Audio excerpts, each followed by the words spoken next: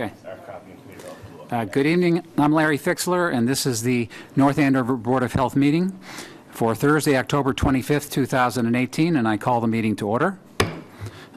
Right now, I'd like everyone to stand. We'll do the Pledge of Allegiance.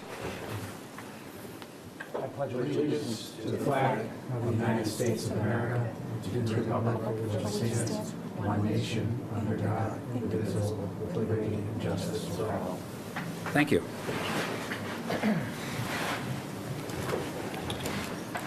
We'll go to the approval of minutes. Has everybody had a chance to read over the minutes that were sent around?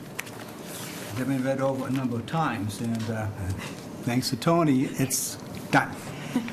So make a motion to approve the minutes. I second that motion.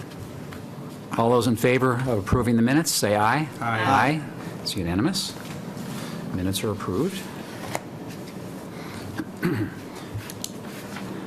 Okay, the next thing is that we do have a public hearing tonight.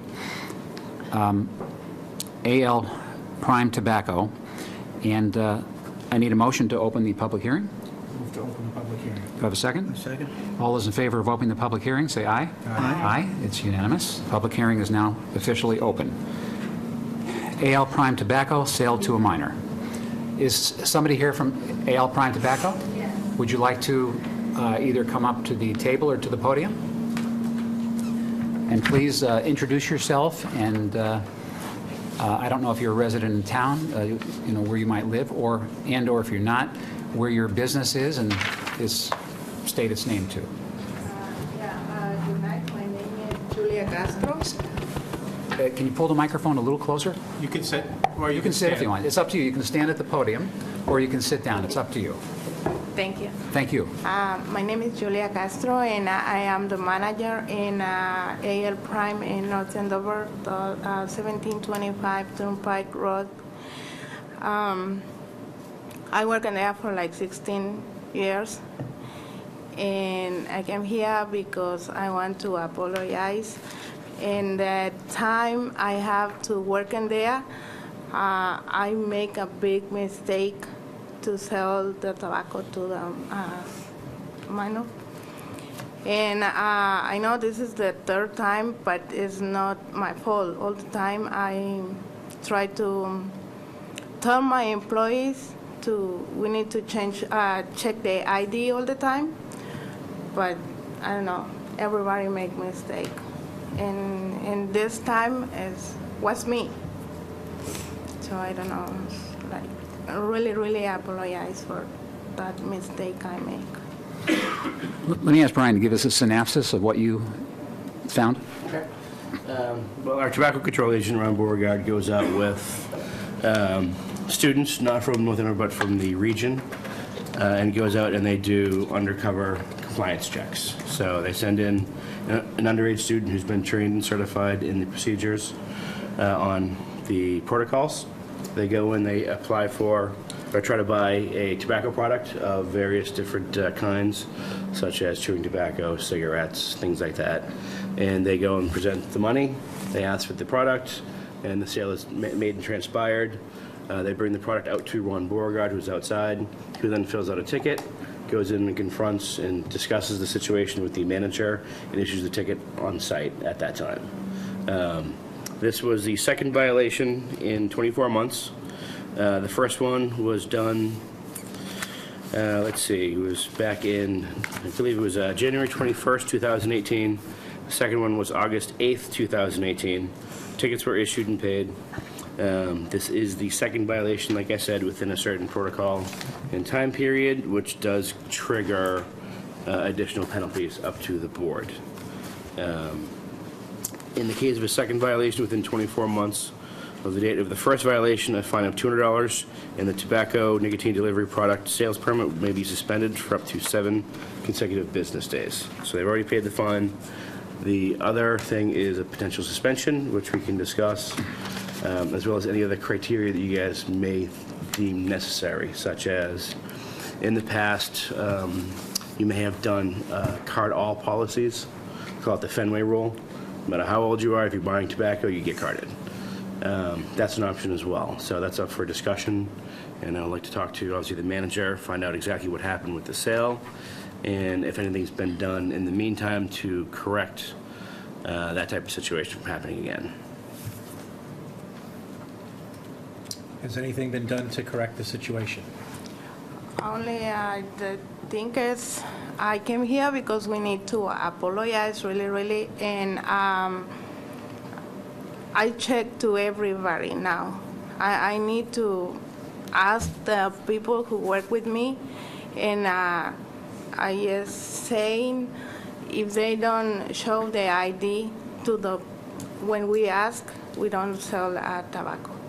And I don't know, in the paper, like the letter they send you, they say you guys suspend for 7 days. I don't know, I can ask to not, but I have to do my job, and you guys has to do your jobs too. And I don't know, I know, in my part, I know we can sell the tobacco, and I work for like 16 years over there, and it's the first time happened with me. And this happened twice, I guess, before, but they don't work anymore. So that means I'm not there when this happened. If I there all the time, I just ask for ID. Even if it's not my shift, I say you have to ask for ID. And but then this time, everybody make mistake, and it's my mistake. But I'm here for that. Thank you. Thank you. I'm not sure that we're so much looking for an apology. We have a local regulation, and the purpose of the regulation is to restrict access to tobacco products to people of a certain age. And if our licensees are not doing that, then that's a problem. And we have to have these random checks because it's the only way for us to enforce our policy. So I think in order for us to not impose a restriction or a penalty, I think there needs to be a compelling reason for us not to do so. I'm not sure that I've heard that, but I'll defer to my colleagues and we'll listen to more testimony. What have you done to implement, like, what stuff have you done to implement to moving forward that this wouldn't happen with training? Like, that have you done for your staff since that has happened? The first time when it happened, I have employee.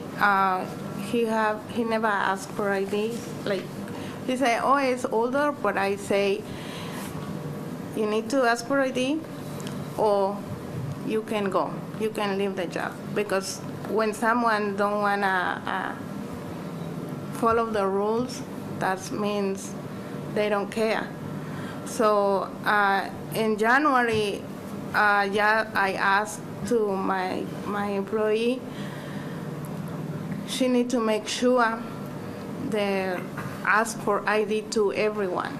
Like, all the time I say we need to pay attention, even if looks like older, so she asked for ID. I just saying sometimes young people go and park in the back, and they try to buy tobacco from a person, like go and pumping gas, and I say, please don't give ID. All the time I just ask for it. It's the most thing I can do. Remind every day, like, ask for ID. Have you talked to the owners of the business at all in Yeah. regards to this? Mm-hmm. Okay. Yes, Okay. he know I'm here. Okay. They weren't able to be here tonight, or? No, they don't. So just they send me.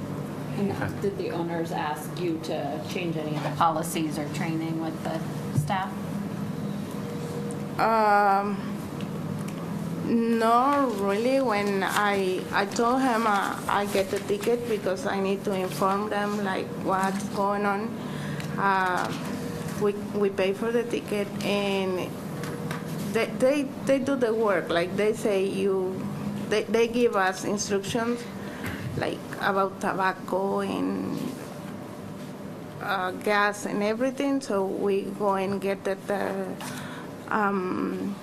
meetings sometimes, like they explain to us how we want to do, but in this time, I don't know, it's like, in one moment, we forget to ask for this at the time, but they give a training. They give us training, and all the time say, you need to ask for ID, and we have signs too, so. And you're the manager, so you have a Yeah. very important job in also training your employees and also making sure that the store follows the local regulations, which in our case is through the Department of Health, Board of Health, for tobacco. And that's Yes. a very important job to prevent children from getting hold of tobacco products. It's difficult to do that, but that is our goal as a Yes. board and as a department. Yes, I know. It's like really I make mistake because I work for, I feel like so bad too because we work with young peoples and we give some, like, we have to talking about tobacco for underage, and this time, I don't know, it's because maybe it was too busy or something, so we do this, but all the time they give us training and how we deal with this. Larry, I'd like to just make a point. There's a graduated set of penalties depending on first, second, third, and more than 3 violations. The reason that we put that in the regulation in 2015 was to show some understanding that sometimes people make mistakes, but the reason that we have a graduated escalation in the violation penalties is for the exact purpose that we're here tonight. This is your second violation in 24 months. So I'm not myself hearing a compelling reason to waive the regulation. And I would make a point of saying that in the case of a third violation within 24 months, a fine of $300 and the tobacco and nicotine delivery product sales permit may be suspended for 30 consecutive business days would apply. After that, with more than 3 violations within 24 months, a fine of $300 per additional violation, and the tobacco product sales permit may actually be revoked, which means that you won't have it anymore.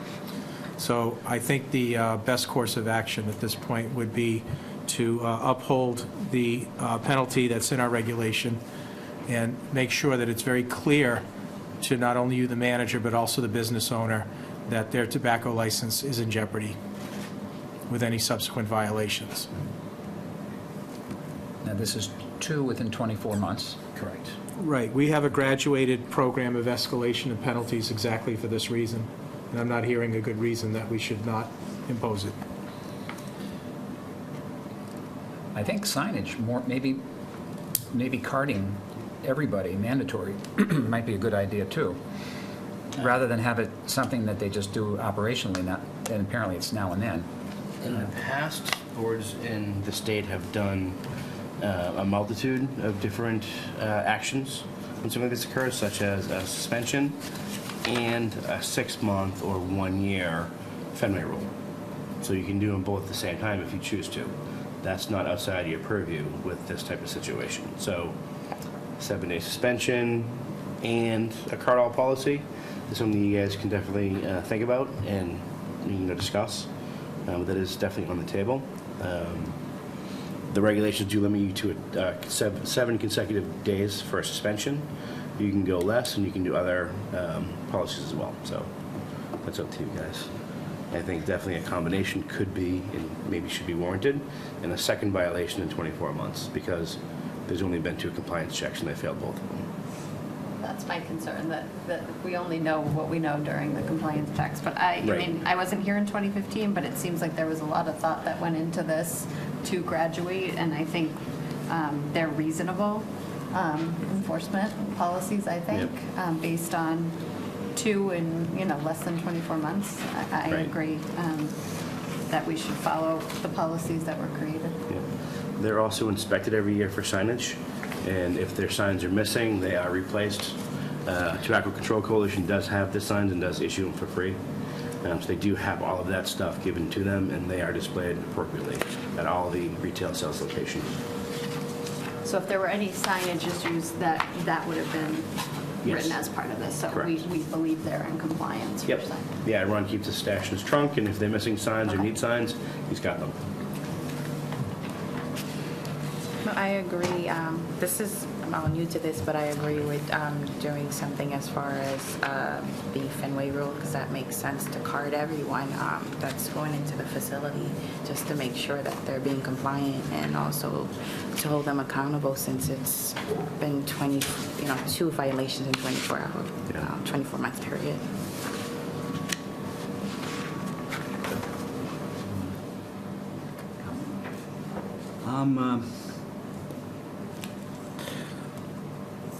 I hear what you're saying, and what you were saying, and I can recall going back several years ago when we put these regulations together, there is not a compelling reason that we shouldn't enforce what we have in the regulation, which is 7-day suspension.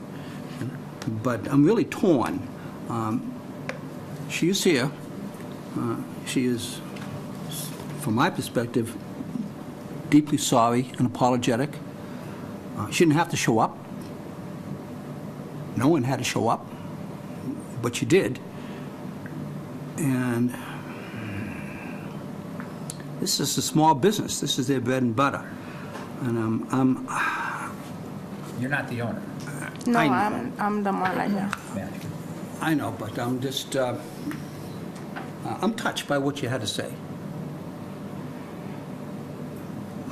But I worked on these regulations very hard as other board members, and I support them, and I'm just wondering if there's anything that we could do to help. I don't have that answer. And I'm not sure if there's a motion to adhere to what we have here, I'm even going to vote on. I was touched, and this hasn't happened too many times, and I've been a member for many, many years. One thing. But what's a compelling reason, though, not to? Not to enforce this? What's the compelling reason? Because I don't see it either. One thing, like Frank mentioned, that these are an escalated type of violations and fines and so forth. One of the reasons we have that in there is we don't want you to, not you, but the owner, if they were here, we don't want them to get to the point where they lose their permit and it's revoked. That's it. So that's why we have escalating clauses like this in here. So we want to try to help. And also, I think we should do the card all. I think rather than, we want to try to do whatever we vote on tonight. My opinion is that we do it with the thought of helping you and the owner not progress to that level of higher fines and higher suspensions. So that's why Brian had mentioned the card all, meaning you card everybody automatically, and I'm sure we must have signage for that, I would imagine. No, it would just be a policy. Okay, They would just have them policy. amended themselves, yeah. And we would check. We would go and actually go to buy cigarettes. Of people of all ages. Yes. Yeah, I'm I've close. done it before. I'm close to 18, but for 21. I haven't been carding up for 50 years. But, so I do agree that I haven't heard anything compelling. Do you have anything else you'd like to say on behalf of the owner or yourself? I mean, you represent the company. Only I have is I always try to don't sell the tobacco to underage because really I have kids. I don't want my kids in the same to buy tobacco, And I don't know, I just try to keep my job, keep the license for the owner, because in this time is like my fault, and they get really mad with me too. And I don't want to, I am only manager in there, but all the time they keep me over there is because all the time I put eye in everything. And this time they told me, we don't have to go. You have to go and explain what happened at that time. And it's why I'm here, because I want to explain you. I pay attention every day, like don't do bad things or give tobacco, in this case, to underage, but I don't know how it happened. I really know. I mean, I have a lot of customers, and I know I have a customer like the guy who buys the tobacco, and always I check the ID for that customer, but in that time I say, okay, it's the same customer. So for more pay attention is this happen. But I'm here to know what you guys do, because I know you have to do regulations. You have regulation, I know that. But if I have something to do, I need to make more to prevent, or any way I can prevent to give to underage. So it's why I'm here, because I don't want to, they lost the license. So I'm there for like 16 years. In this time, all the time it's like, I have to check the employees. If the employees don't follow the rules, I have to say, I'm sorry, but you cannot work in here because we have a rules. So in this case, it's me. I don't want to, like, I say, okay, they lost the license, they lost business, and it's my mistake. But I'm here because I want to follow the rules. Like you guys say, I don't know, it's except to you guys. And I need to let them know too what's going on. Because they send me here because I am the manager over there, and they say, you sold the tobacco underage, so I have to take my responsibilities too. So that's why I'm here. Yes. The police officer would like to take a point of privilege. Would you like to make your announcement? Ladies and gentlemen, I apologize for interrupting. I'm just looking for anybody with the 6 cars that are parked in front of CVS or in front of TD Bank. If it's possible, we can move them. They're doing construction. They're trying to cut across. They forgot to put the cones up to block those spots off. If anybody's parked there, I believe it was one of your cars, sir. If I could just borrow them real quick and we'll get you back to your meeting. I'd like to move a 5-minute recess so that people can move their cars, and then we can resume the meeting at 7:35. All those, is that, we're at the vote on it? Yeah. Vote on Don't leave before you vote. Yeah, we have to vote. Daphne? Daphne, come on back. This may take some. Yeah.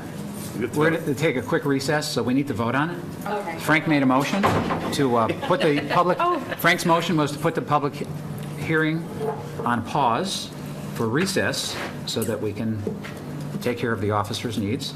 We need a second. I second. Now we need a vote. All those in favor? Aye. Aye. Aye. All right, good move. It's unanimous. Move the cars. We're going to take a little recess. We'll be right back. You know, it's funny, when I parked there, it was like,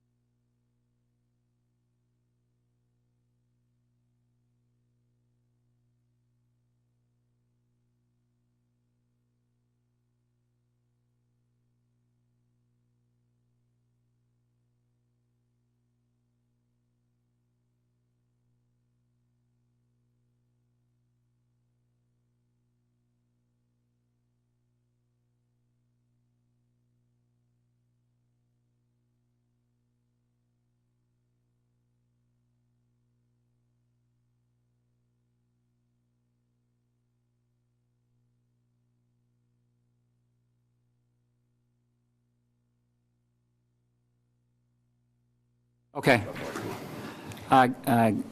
We're coming back now. I'd like to make a motion, sorry for the delay, make a motion to reconvene our public hearing for this evening. Do I have a motion? Move to reopen the meeting. Second. All those in favor say aye. Aye. Aye. Public hearing is now reopened. I think you had made a point before we had taken our recess. Did you want to, like, restate your point? Yes, only I'm here because I want to prevent this, and I don't want to lose my job in the first place. I want to prevent to sell underage tobacco. I don't like to suspend the license because it's part of the business, but I'm here because I want to know if it's, I know it's a regulation for the town tobacco, but for the tobacco, but if there's some way we can do something for, like, take training or, I don't know. Well, I understand where you're coming from. We probably did that 2 years ago when it first began, or longer. This is more history here, I believe. Yeah. Yeah. So this is, obviously, within 24 months is only the second, but there was one that you'd mentioned prior to that 24 months as well. Right. I don't have that with me because that's not part of the graduated scale on the violation notice here, but historically there have been others. So what we have here, I'm sorry, go ahead. what we have here is a violation on 12118 and another one on 8818. So those are 7 months apart. And that's my concern. I would be willing to consider a Fenway rule where every individual was carded, and that would actually not be a voluntary restriction, that would be a mandatory restriction. We need to card every person buying tobacco in exchange for lessening the suspension. But it would be mandatory to be written into an order as an action of this board. Would that be something that would be acceptable to you? Like suspend, No. We would vacate the suspension, and for the remainder of the 24 months, from January 21, 2018 to January 21, 2020, you would have an order that everybody who comes into that business who purchases tobacco would show an ID. And we have people who would check that. okay. My thought is she's a manager, she's not the owner, and we're these are written for the business in general, and it's the second one, within the 24-month period? Within 7 months. Yeah. 7 months, yeah. So my opinion is, it would have been nice if the owner was here to talk about it a little, but that's the way it goes. And in fact, I'm not sure, well, I'm not going to comment anymore on that, but, Well, this is an open meeting, we all have the right to comment. oh, yeah, no, but I mean, I don't remember last time who was here for the violation, public hearing. They don't have to come in for a public hearing They on don't the have first to, yeah. violation. They So, just issued the fine and then obviously put on notice yeah. that if they do it again, there's additional consequences. Yeah. I don't feel it's unreasonable with our basic violations the way they're written. I mean, you can do a combination, like I said. Yeah. You can do a suspension up to 7 days. You can do mandatory training. You can do mandatory card-out policy. You can do a combination of all three. So there's, depending on what you guys want as a collective, you can come up with some sort of appropriate. Well, in the past, when we've had Notice. this, we've followed we've given the 7-day suspensions and $200 fine. I mean, that's what we've done. Yep. Well, they've already paid the $200 fine, and Frank and I spoke pretty much at the same time, and I was going to say basically what you did. You had mentioned training. Certainly there was a need for training. The training can be provided by Ron Beauregard. He's a regional agent for the Massachusetts Tobacco Control Program. We deal with him on a very regular basis. He's very good at what he does. And in lieu of the suspension, the training, and also card everyone. Frank mentioned for a year. That seems like a long time. I had 6 months, but it certainly warrants further I was discussion. actually timing it from the time of the first violation to be for the 2-year cycle. Since we have a 24-month period that we monitor them for. There is now a 24-month period that's been violated. So that would be That would be January from January 21st? 21st of 18 through January 1st of 2020.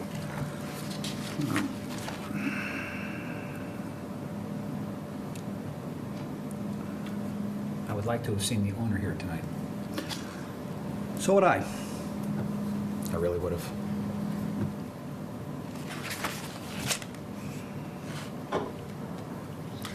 I'd like some more information. The person who purchased cigarettes, were they young-looking, old-looking? How old were they? Did they have a full beard, for example? They, from according to Ron, the students that he uses all look age appropriate. They're not covered with tattoos. They look their age. So he's not going to send somebody in who's 20 years old and 9.5 months to test the 21 rule. He's going to send somebody in high school who looks like they're 18 or 17. So That's a good question. he tries really hard to make it fair. He doesn't try to trick them. He doesn't try to disguise the students to look older. They go as is, and they look like they should. So, And if they're asked for ID, they produce an ID, and if they're denied the purchase, they come back and report that. correct. And we get reports as to who passes and who fails. So that speaks to the point that there's clearly a training issue, as Joe had mentioned. Yes. So these students do not carry an ID, so when they're asked for an ID, they say they don't have one. So, Was this person asked for an ID?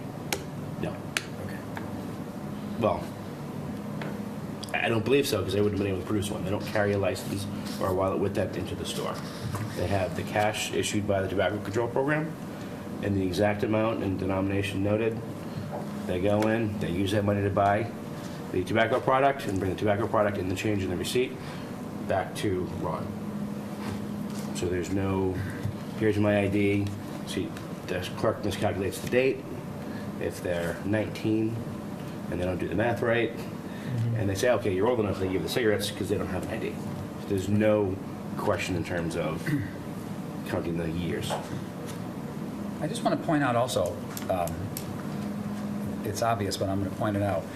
This is an owner violation. It's not, the young lady made a mistake, of course, and people make mistakes, but it's an owner violation, and it's the owner's responsibility to maintain control and governance over our local regulations.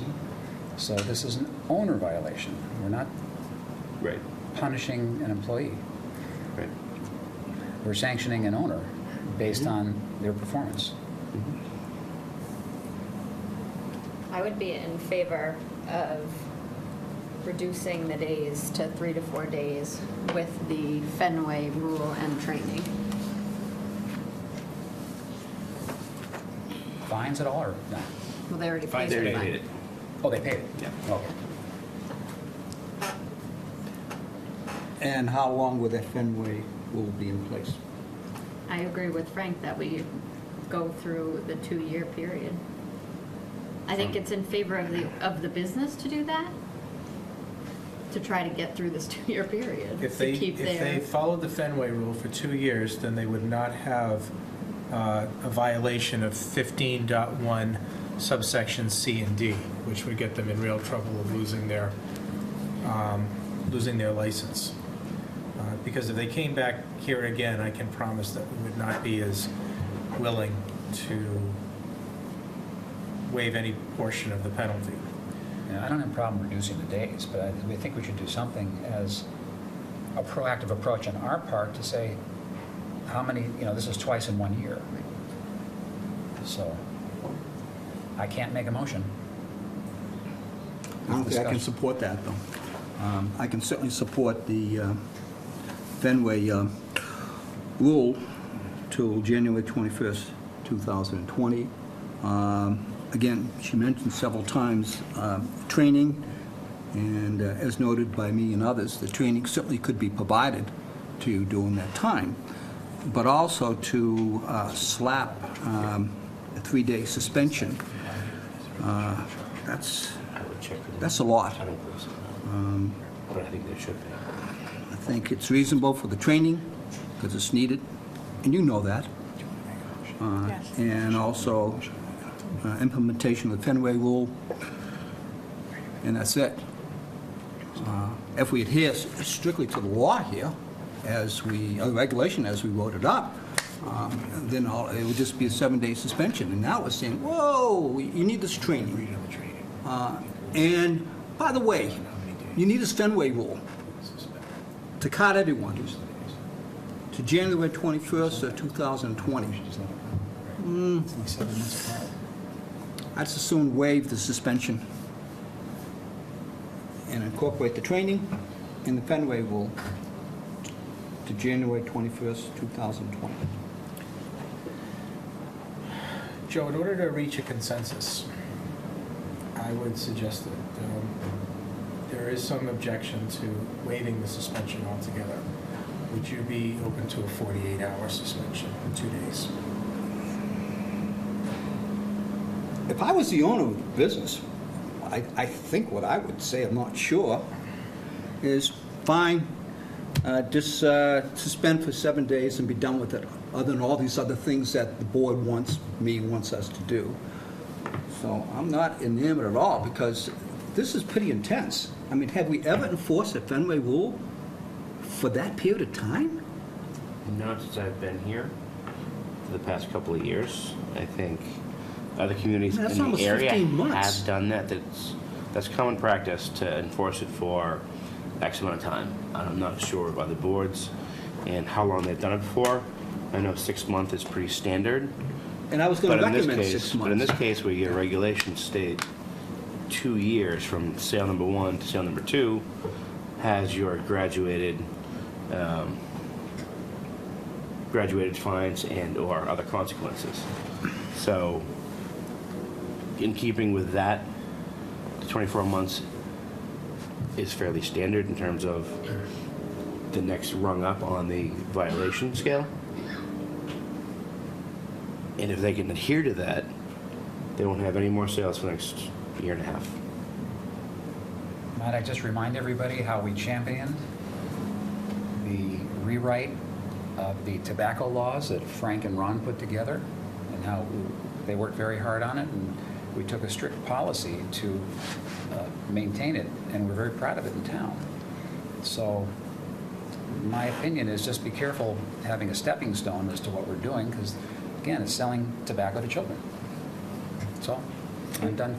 I think to me, the sales, whether it's 24 hours or 7 days, to me that is hitting the owner, the business, that there's a reason for that. It's to have a financial impact on the organization based on not following the regulations that we set up. I think that the Fenway rule, those to me are training exercises and management exercises.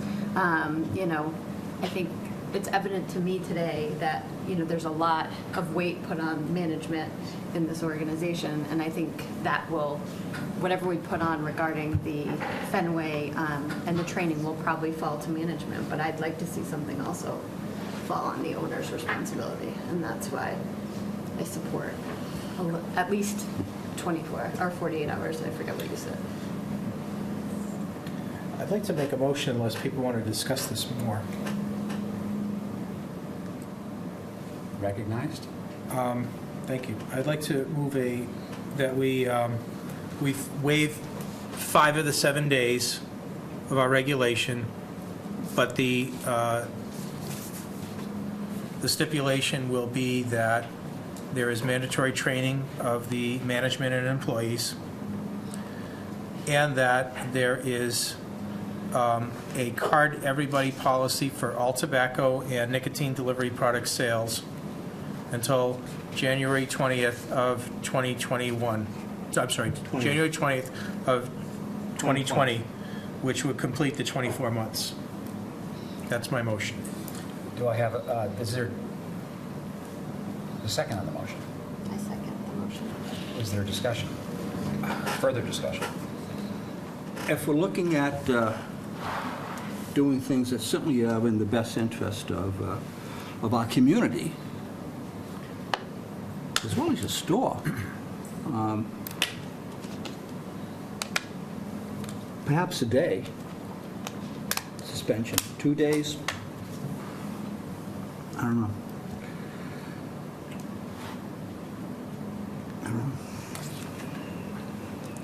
Well, we have a second. Is discussion over? Okay, all those in in favor of Dr. McMillan's motion for 2-day suspension, the carding of individuals till January 20th, 2020? Is that what it was? And what else, Frank? And mandatory training of management and employees. All those in favor, say aye. Aye. Aye. All those against? Aye. Okay, so it's 4 ayes, 1 against. It's passed. Move to close the public hearing. Wait. Second? Oh, Wait a minute. Wait. Oh, Did you want to also instruct as a start and end date, or leave that up to me to determine with the manager? I move to let our health director make that determination of the days that will be suspended. Okay. I don't think we have to vote on that. Do we? I don't No. think so. No. And I will send a letter issuing the 2-day suspension, card-off policy, and the training policy, or the training requirement. I'll also contact Ron Beauregard, and we will pick the 48 hours, probably be within the next week, maybe next weekend, and there will be checks. There will be compliance checks on that. So, thank you. Okay. Move to close. Second? The public, all those in favor to close the public hearing, say aye. Aye. Aye, it's unanimous. This public hearing is now officially closed. Thank you very much for coming. Thank you. I appreciate it. Thank you.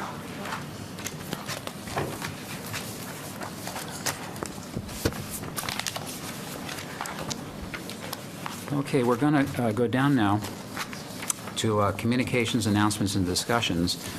And Brian and I were talking this week, and I asked if Brian could bring us up to speed on what's going on in town regarding the gas emergency. You guys can get a gas transfer. Okay. Thank you. Sure. All right, so let's see. So, brief little update. Crews have been basically working nonstop, replacing and repairing all the gas lines.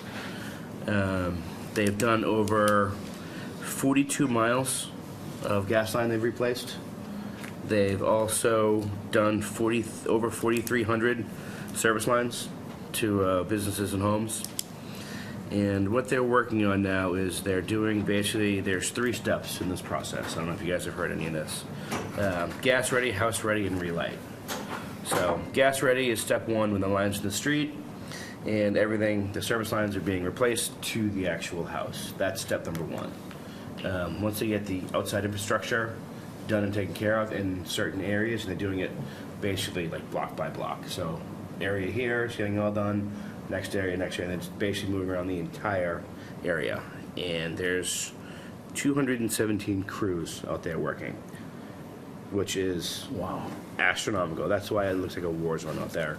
And all the roads are torn up, and there's crews and lights and police and DPW trucks and utility trucks everywhere. Is that all 3 communities or just Yes, ours? all Okay. 3. So basically what that is in this region, on any given day, there would be 2 or 3 crews. So they have done that by tenfold. And they've completely they're going at it as best as they can. So step 2 is then house ready. That's when they go into your house, they check your appliances and test your interior gas lines. Make sure there's nothing compromised inside your house. And then there is the relight. So the house ready, they'll replace your appliances. And they started to, at the last meeting, they were looking to repair them. that wasn't going to go so well. It was taking too much time and too many parts to order, too much logistical issues to deal with, so they just went to straight replacement. So dryers and furnaces and water heaters are basically replacing. So even the laundromat on Main Street downtown got all new dryers because they were all blown out. So literally, that's been a huge phase that's been ongoing right now. And then the third phase is the relight. That's when they go into your house. Columbia Gas technician actually checks and makes sure one more time that all the things are done correctly, interior is safe, and then they relight your furnace and your pilots and everything, get you back up and running. So, been a long process. As far as I know, they're on schedule, maybe slightly behind, but they haven't made any official announcements. That's just word on the street, so that's hearsay. But as of now, they're sticking with the November 19th date. I've been reading the daily briefings and updates, and talking to, obviously, other town officials on this on a regular basis. There is an open house tomorrow morning at the Senior Center from 8 to 11. That's with Columbia Gas in a Q&A session from 8 to 9 tomorrow morning at the Senior Center with officials from Columbia Gas for answering questions and resources and claims and all that stuff. So if anybody's watching at home, Saturday morning, 10:27, Senior Center from 8 to 11 with a Q&A from 8 to 9 here at Town Hall and Senior Center. They have completed all the requalifications of all the polyethylene pipes. So any pipe that wasn't replaced, they've checked. They've all been requalified and they've passed. So the requalification of the existing pipes have been done. Columbia Gas is meeting daily with DPWs of all three towns on road closures and road openings and traffic details and things like that. So that's been an ongoing thing. We do have the trailer park at Grogan Field for alternate housing. Last I heard, there was 41 of the 60 trailers were occupied. 20 more are on standby in case they need to expand, and those are over at Osgood Landing right now, waiting to be used if needed. Together, regionally, they've acquired 4,600 hotel rooms within 30 miles. 2,131 are occupied. 2,400 are available. So their target was 5,000 alternate housing units. Apartments, hotel rooms, trailers, things like that. Out of the 5,000, they've got over 4,800 secured and available. So if people do need a place to go, they are available, and they are monitoring the claims in the resource center and getting people to those actual locations. Another thing they've also been doing is they've been issuing generators to power space heaters in people's homes. So if a house didn't pass the electrical inspection and couldn't handle the additional amperage for space heaters, they've been issuing generators and fans. So generators, space heaters, and fans to get the heat into the houses and blow it around. So I've talked to a few people that have actually gotten brand new stand-up fans and space heaters, and it's a little bit in a dire situation. That does help, that people more comfortable obviously staying in their home with all of their belongings and stuff and clothes and pets. Hot water obviously is still an issue, but at least they have generators that can take care of part of the inconvenience. So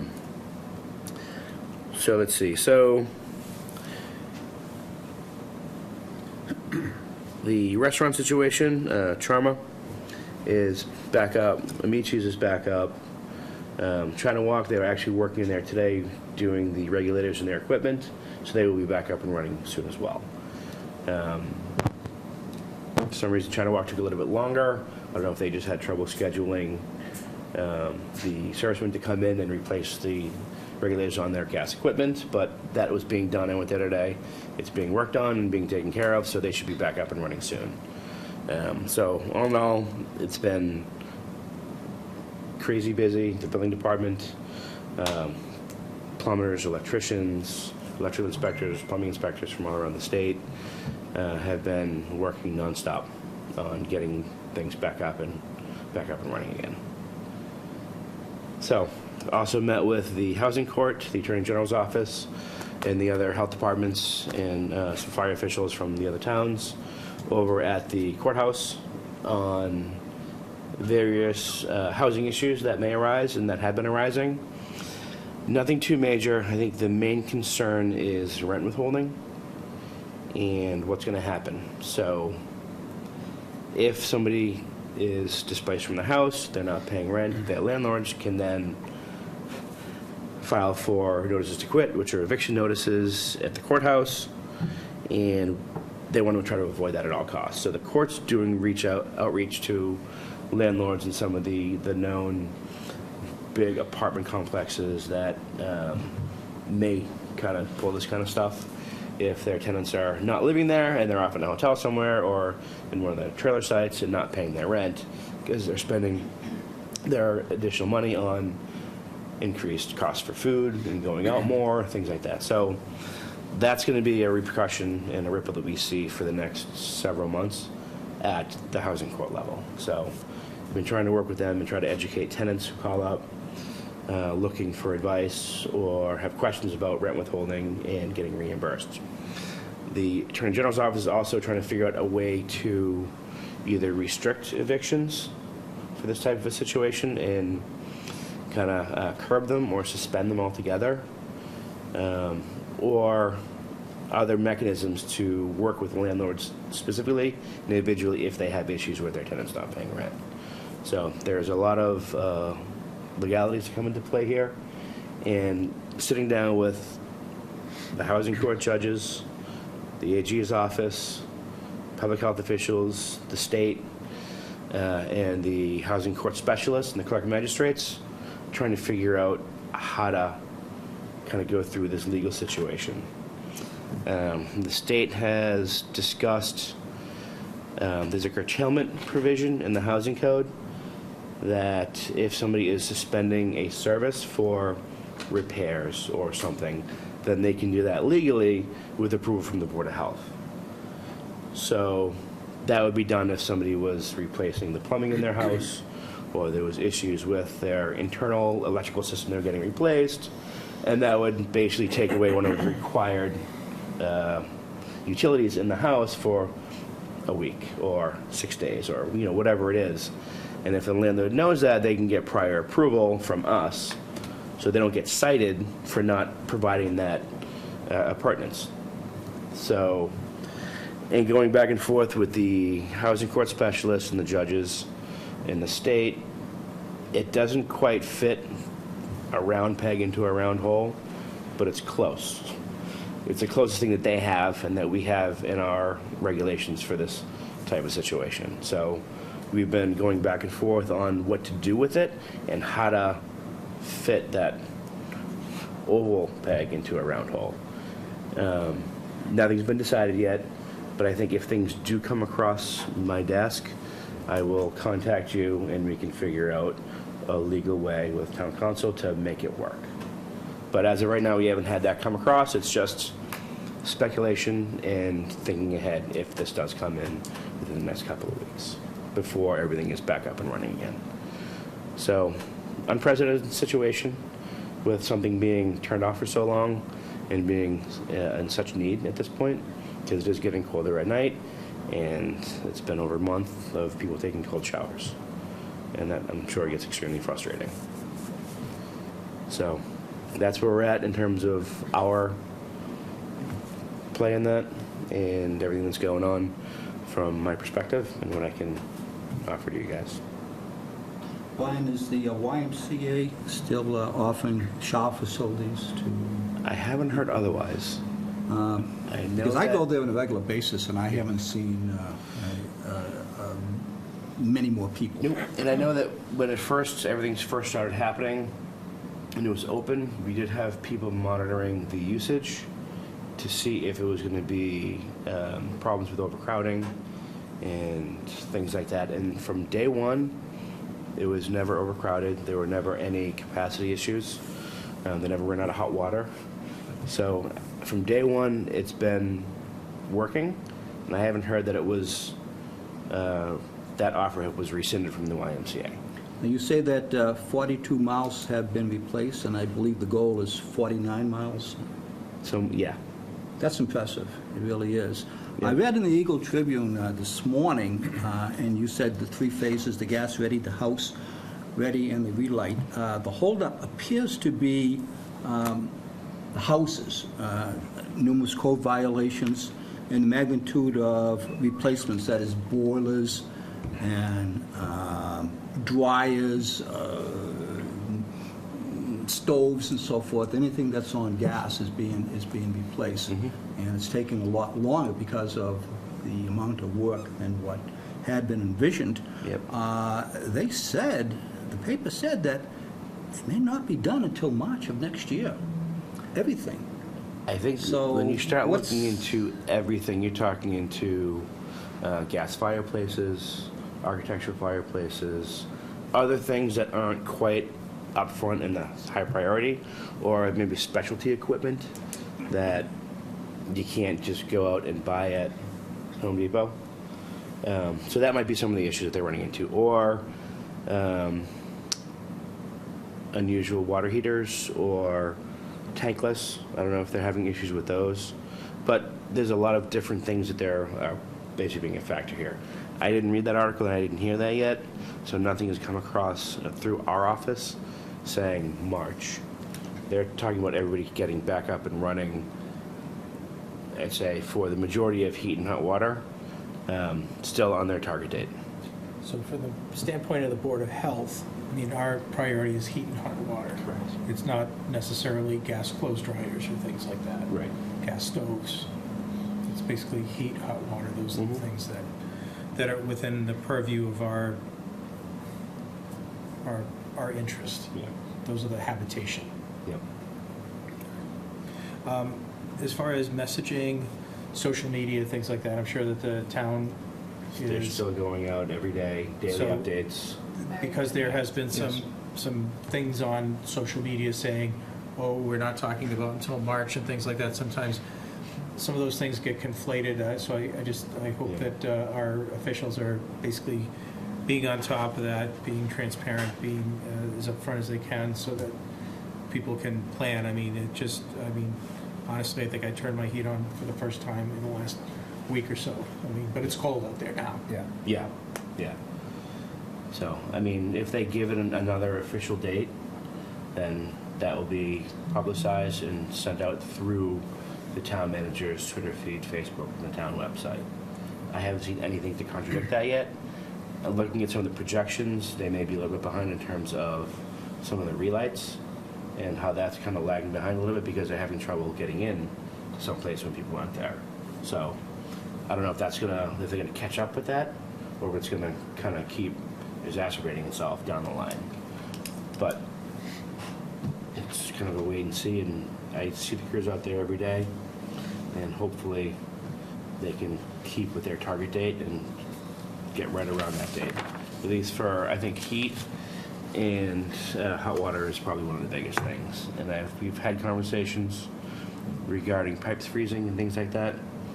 As of right now, none of the forecast temperatures within the next 10 days would even be close to getting low enough to freeze and burst indoor pipes. So luckily, it would have to be, that's going to happen in January when it gets to 25 degrees or below for a couple of days in a row. That's when houses without heat would have major issues. And we're not seeing that yet. Several weeks away on that. Correct. So if this happened later in the year, there would be a whole host of different circumstances to be dealing with. In terms of winterizing houses is step one versus what they're doing. Wow, thank you, Brian. Oh, that's scary. And we're still playing catch up with all the other work and Yeah. regular septic inspections. I have a beaver inspection tomorrow. Great. Where? I'm not going to touch that one. Where's that? North Cross.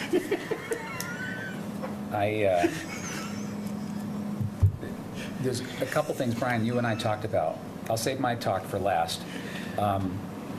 Did you, I know you have operative reports, but as far as a meeting date, you wanted to see? Next November, we have to either this coming November, next month. This coming November, yeah. The staff actually will be at a conference You won't be here. You guys are more than welcome to have a meeting. I won't be here, so it's completely up to you. The room is reserved. What about Monday?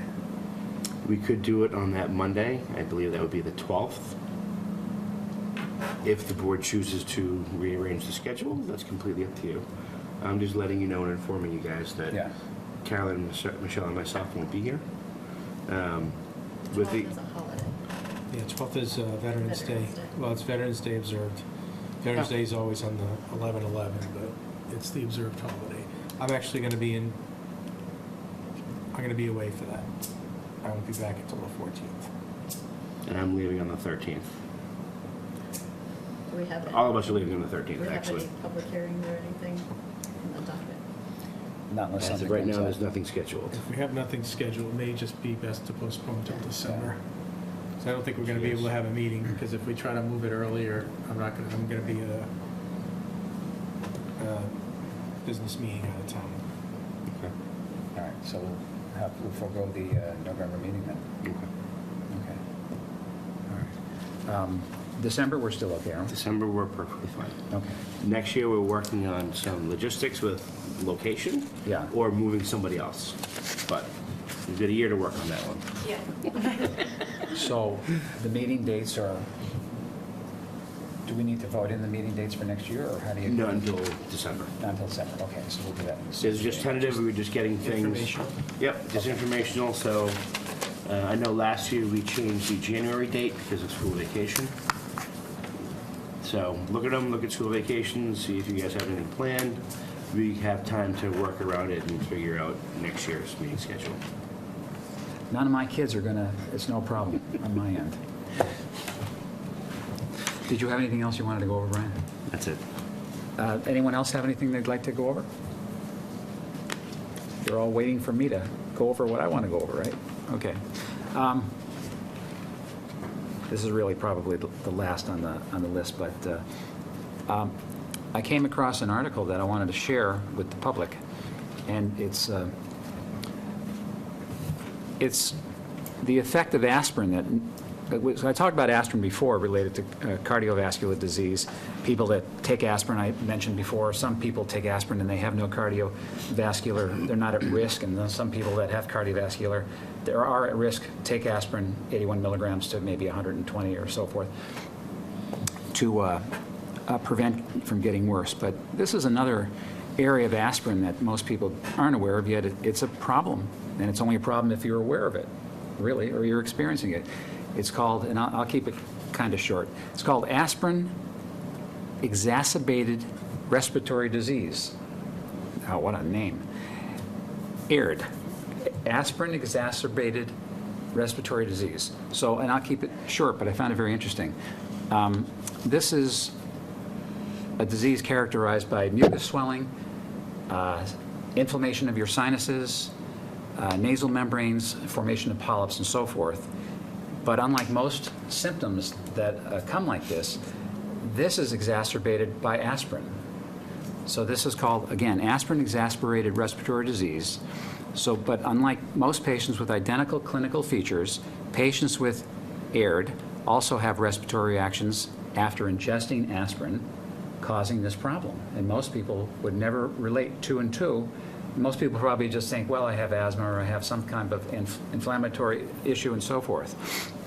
I'm getting this article, I'm going to continue it, but I'm getting this article from the residence bulletins from the New England Journal of Medicine. So I subscribe to that, and I like it. They present various cases and various scenarios. So what type of reactions can somebody expect if they have this type of condition? They can expect in the upper airway area, nasal congestion, sneezing, runny nose, and in the lower areas of your nasal tract and your lungs, spasms in the back of the throat, cough, and wheeze. And most patients that have this condition, aspirin-exacerbated respiratory disease, that's a tough one, are unable to drink alcoholic beverages without having these symptoms start up on you. So most people wouldn't know that it's all related. to people that are sensitive to aspirin.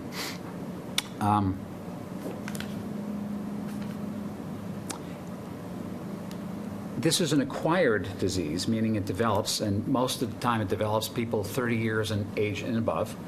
Now, acquired meaning it's not brought on by a secondary type as a result of having a primary disease, and then this is something that just happens. This is just probably, when they say acquired, it's probably a genetic aspect that you're sensitive to that develops, and they find the common age it develops at would be 30 years old. It's not rare. Out of the 19 million people that have asthma, 1.3 million have the asthma-related symptoms due to this syndrome. I'll call it a syndrome just to keep it short. And this is kind of interesting. This type of syndrome, it's not like you can take a blood test. Most of the time it's through your medical history. Your doctor can determine it. Also, it's one of the diagnostic means is that if you take an aspirin and you notice, and again, a lot of people take aspirin, so if you take an aspirin and you notice that you're having flu symptoms, or you're having difficulty, or maybe you're having bronchospasms, little difficulty in breathing, anything like that, you start sneezing and so forth, it can be related to that simple aspirin you took versus something else. And most people have never heard of this. And I found it very interesting to present tonight. And there's no real cure, but what they do is it's almost like a cognitive behavior therapy, except they do it with aspirin. And only a trained physician can do it, and under nurses' care too. It's very sensitive to do it. But they slowly expose you over a period of time to aspirin at low doses, so that your system will now start to kickstart and get you accustomed to the aspirin. And it's called an aspirin challenge. I found that quite interesting. So the people that are having these symptoms, if they find it's not related to aspirin, now aspirin can also be non-steroidal anti-inflammatories. Your ibuprofen, your Motrin, your Anaprox, your Naproxen, and so forth. The only other way to find out is through sinus imaging, so it would be a CAT scan of the sinus, really.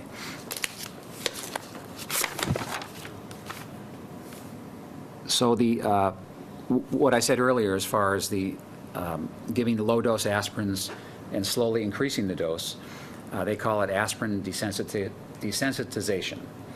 And that's what this very interesting, unique disease that actually affects almost 1.5 million people with asthma symptoms is.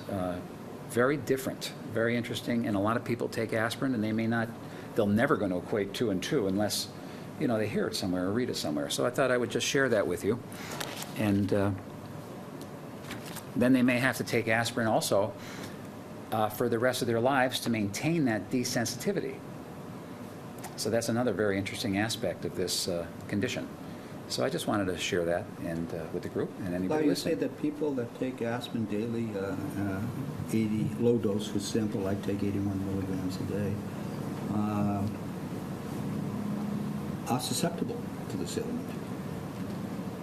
Well, if they're taking the aspirin now and they're not having side effects, they're probably not sensitized to the aspirin. I know what you're saying. Is it a problem? You're taking 81 milligrams of aspirin each day. And no, if you're not having any reaction, listen, if you take 81 milligrams of aspirin a day and if it's enteric-coated, Frank's the doc on this, but you're probably okay. You might have very little, if anything, but microbleeding, basically, in the stomach or intestines. But, I take 81 milligrams of aspirin too, but with negative physical results. So the stronger the dosage, the more prone this ailment would be? No, not necessarily. I was talking that if you have this condition related to aspirin, the only way to beat it, you can't cure it, is to desensitize the body to aspirin, and you have to go through a series of, it's over a week, with doctor supervision. It has to be with the doc, or you can hurt yourself too. And they have to be trained to do this. It's not guesswork. They have to be trained to do it. And they start out with 40 milligrams, and they very slowly change the dosing based on your symptomology as they're doing it. And they work it up to the fact that they may be able to work it up in 2 to 3 days where you can actually tolerate 250 to 600 milligrams of aspirin and be okay and not have any symptoms at all. And if you can tolerate it and you've beat the condition, you'll probably be on aspirin for the rest of your life. Because if you stop taking aspirin, not just for 2 days, that's not going to change the desensitization. But if you stop taking aspirin, your body could start to revert back to its original sensitization to aspirin. It's kind of an interesting cure. I never heard of that when I went to the school. All right. So I found it very interesting. So, thoughts or comments? My comment would be, I think a lot of people overestimate the benefit of aspirin. There were 2 articles and an editorial in last week's New England Journal of Medicine. And essentially, the premise was, is aspirin really necessary in the days of statins? A lot of the initial evidence that aspirin had a benefit was in people who were not taking statins and not modifying those other risk factors. And when you take into account the use of statins, the benefit of aspirin in most people, not all, but in many people, is not very good. So there are certainly people who should take aspirin. People with coronary stents are under the care of a physician. But I think the average Joe on the street who just thinks it's a good idea, the data doesn't support doing that. So you might want to keep some in the house in case you have an acute coronary syndrome, because you want to take 4 chewable aspirins and not coated aspirins. You want to take them right away. But other than that, I think I tried taking aspirin after I turned 50, and all I got was a lot of nosebleeds. And after that, I said, well, what's the benefit? I don't really have a lot of coronary risk factors, and I stopped it. And when you look at the data supports not taking aspirin for most people. So I would say, unless you are under the care of a physician who's specifically recommended it for a reason, there's probably not a lot of reason to be taking aspirin outside of a physician's recommendation on a daily basis for prevention, whether it's primary or secondary. And even less reason if you're on a statin. If you're on a statin and you're managing it, I mean, if you look at the numbers, the magnitude of the benefit is pretty slim, and it can cause harm: gastrointestinal bleeding, kidney failure, sensitization, as Larry had just mentioned. Why would you ingest any drug unless you had a clear idea of what the benefit were? Frank brought up a great point, and we've talked about this in the past. If you don't have coronary disease risk factors, if you don't have the standard risk factors, there's a whole slew of them: high blood pressure, diabetes, cardiovascular disease, and so forth. So a lot of times, based on age, they'll put you on the low-dose aspirin to maintain a little thinner blood in the long run, or if you've had replacement valves and so forth, they'll put you on it too. And but as Frank said, for the person that has no cardiovascular risk factors, who is not a diabetic, who doesn't have a family history that's strong in heart disease, I saw the article, it's of pretty much no benefit taking an aspirin a day. Absolutely correct.